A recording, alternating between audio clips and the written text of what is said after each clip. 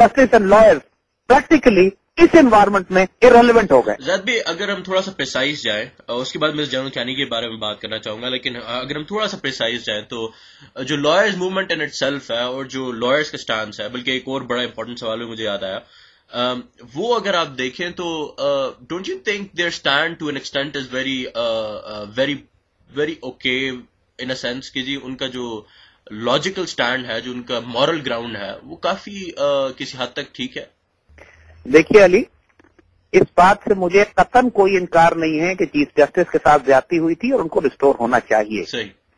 लेकिन हम जिस चीज पर एम्फसाइज करते हैं, जो हमें बहुत ज्यादा नाराज करती है, वो ये कि जब पाकिस्तान पर दो अतराफ से हमला होने वाला हो, जब पाकिस्तान में बगावतें बरपा हो, जब पाकिस्तान के अंदर इंसर्जेंसीज लड़ी जा रही हो, जब पाकिस्तान के अंदर रॉ और मोसाद और सीआईए के एसेट्स पाकिस्तान आर्मी को और सीआईए आईएसआई को पूरी दुनिया में बदनाम करके खराब करना चाहते हो, जब इंडिया मुंबई का ड्रामा बर्पा करके पाकिस्तान को ट्रैप कर रहा हो, यूनाइटेड नेशंस में पाकिस्तान की अपनी हुकूमत पाकिस्तान को धोखा दे और जमात दावा को दहशतगर्द डिक्लेयर करवाए और चाइना को मना करे कि आपने पाकिस्तान का दिफा नहीं करना है, इस और आईएमएफ के जरिए पाकिस्तान की इकोनॉमी का बेड़ा गर्क किया जा रहा हो, इन तमाम सूरत हाल में चीफ जस्टिस का इश्यू इररिलेवेंट होकर रह जाता है।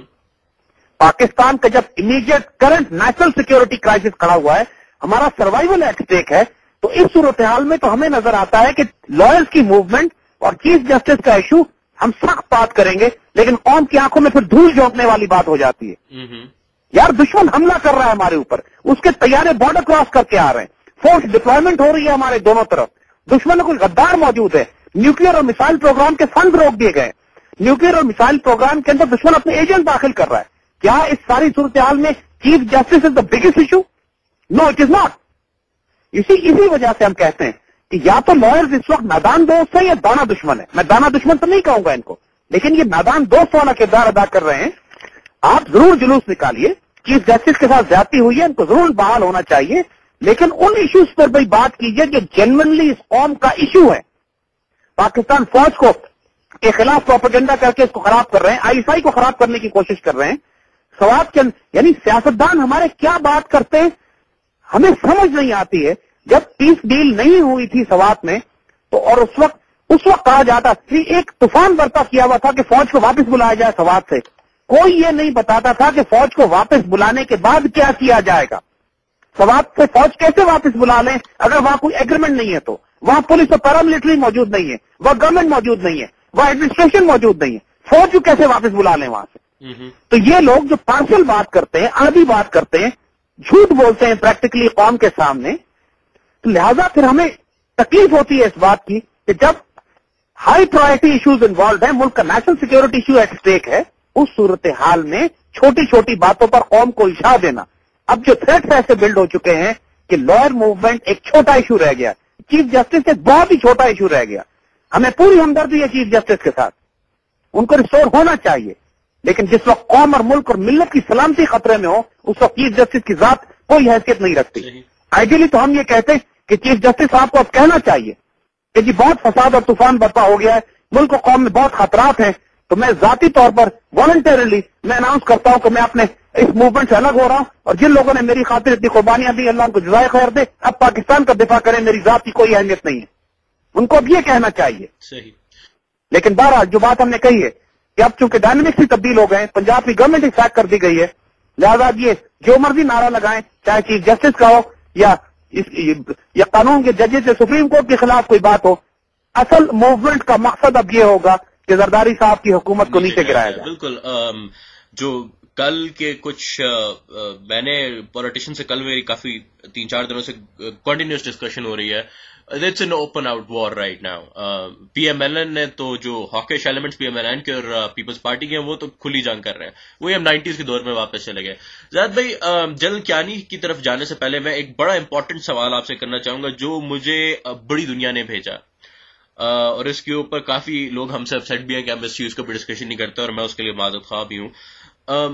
जो मिसिंग पर्सन वाला केस है, ये एक ऐसी चीज है जिसके ऊपर मेरे पास दोनों तरफ से पॉइंट ऑफ व्यूज मौजूद हैं। एक पॉइंट ऑफ व्यू तो ये है जी कि लोगों को आर्मी ने उठाया है और वो उठा के they have given them to America, around 600 people, کچھ لوگ جو ہیں جو گورنمنٹ سائڈ سے ہیں، جو بیوروکریٹس ہیں، ناٹ پالیٹیشینس بٹ بیوروکریٹک لوگ ہیں، وہی کہتے ہیں جی ہم نے اتنے لوگوں کو نہیں اٹھایا، ہم نے ضرور کچھ لوگوں کو اٹھایا ہے، لیکن ان کو ہم نے ان کے اوپر نظر رکھنے کے بعد، ان کو بڑا دیکھنے کے بعد اٹھایا گیا ہے. اور اور یہ کہ جو کافی زیادہ جو لوگ کلیم کرتے ہیں جی ہمارے گھر والے مسنگ ہیں، وہ یہ وجہ ہو سکتی ہے کہ وہ خود کہیں چلے گئے ہوں، یا یہ بھی ہو سکتا ہے کہ جی وہ اٹھ کے کسی جہادی ایلیمنٹ کے ساتھ ملنے چلے گئے ہوں، لیکن ہم لوگوں کا اس سے کوئی تعلق نہیں. ہم نے بہت تھوڑے سے لوگوں کو اٹھایا جس کی فگر وہ ایگزیکٹلی دیتے نہیں ہیں. آپ اس کے اوپر کیا دیکھتے ہیں؟ آپ کیا دیکھتے ہیں یہ لوگ کہاں گئے؟ Who are these missing people? How can we get them back? What should the ISI and the government and other intelligence agencies of Pakistan should do کہ یار ان لوگوں کو تو جن کے بیوی بچے ہیں جی، چھوٹے چھوٹے بچے ہیں، بیویاں گھر پہ موجود ہیں، ان کی زندگی لوگوں کی تباہ ہو چکی ہے. دیکھیے علی، بحیثیت قوم، ہم نے بحیثیت قوم بات کر رہے ہیں، کسی ایک فرد کی بات نہیں کر رہے ہیں.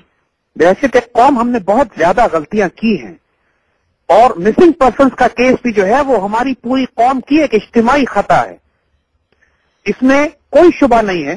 پریزیڈنٹ مشرف نے اپنی کتاب میں خود لکھا ہے کہ ہم نے سینکڑوں لوگ پکڑ کر امریکنز کے حوالے کیے، اور اس کے نتیجے میں ہمیں بہت ساری باؤنٹیز ملی، ہم نے بہت سا انعام و کرام ہمیں ملا اس بات سے.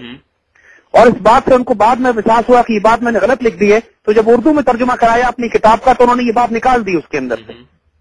لیکن fact of the matter is کہ جس زمانے میں 9/11 کے بعد امریکنز نے ایک طوفان برپا کر دیا تھا پاکستان میں، تو بہت سارے آپریشنز امریکن انڈیپینڈنٹلی کرتے تھے پاکستان میں، ان کو بڑی اجازت دے دی گئی تھی. صحیح. اور بہت زیادہ لوگ پکڑ کے ان کے حوالے کیے گئے، اور جو ہمارے کردار پر اور ہماری آبرو پر، ہمارے پاکستان کی غیرت پر بہت بڑا دھبا ہے.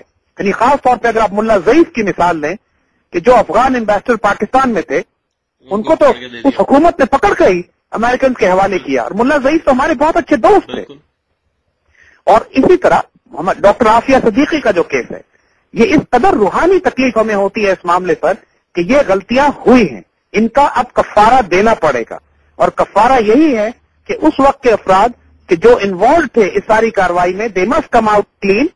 ان کو بتانا چاہیے کہ ہم نے کون کون سے لوگ امریکنز کو دیے ہیں، کون کون سے لوگ ایسے ہیں کہ جو ہمارے پاس یہاں پہ ہیں، اور کون سے لوگ ایسے ہیں کہ جو خود اپنی مرضی سے جہاد پہ گئے تھے اور ہمیں ان کے بارے میں نہیں معلوم.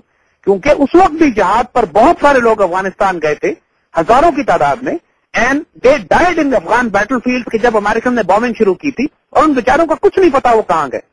لہذا ہر طرح کے لوگ ہیں، کوئی اس میں جنرلائزیشن نہیں کی جا سکتی کہ سارے لوگ جو ہیں وہ امریکن کو دے دیے گئے، یا سارے لوگ پاکستان میں، یا سارے افغانستان میں. یہ ایک تکلیف دہ ایشو ہے، اس کے اوپر ایک انڈیپینڈنٹ جوڈیشل کمیشن بنانے کی ضرورت ہے.